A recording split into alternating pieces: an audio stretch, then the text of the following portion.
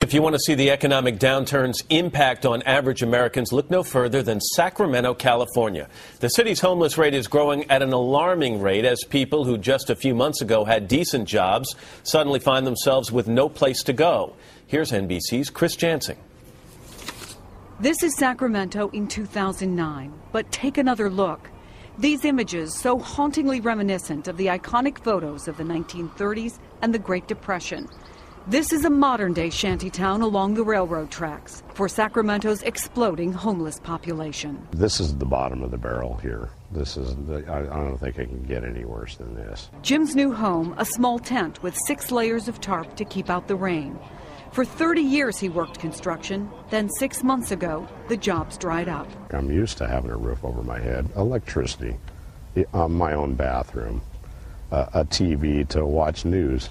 It wasn't even in my wildest dreams to end up in a place like this. There are 2,000 homeless in Sacramento. 300 live here, with more coming every day. I normally go to anywhere from 2 to 5 construction establishments or businesses a week, and I'm told the same thing every time I go to each one of them, that we're not hiring. Many of the stories here are heartbreakingly similar. Middle-class Americans living paycheck to paycheck lose their job, then their house, and have nowhere to go.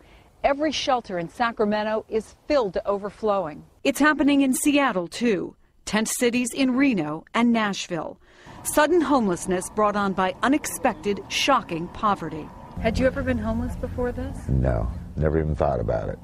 Before Corvin and Tina landed here just a few months ago, he made a good living selling cars. It's pretty devastating to suddenly move into a tent, and you have to learn a lot of new things. It's kind of like being in the frontier days, you know, everything is hard. Even with 6 blankets on their mattress, some nights are still cold.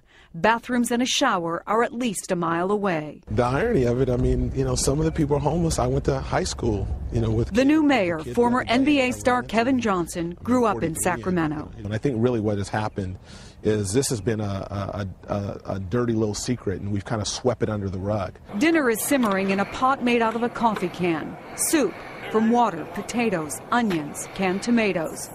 You're left to wonder what tomorrow will hold for the people here and how many more will arrive.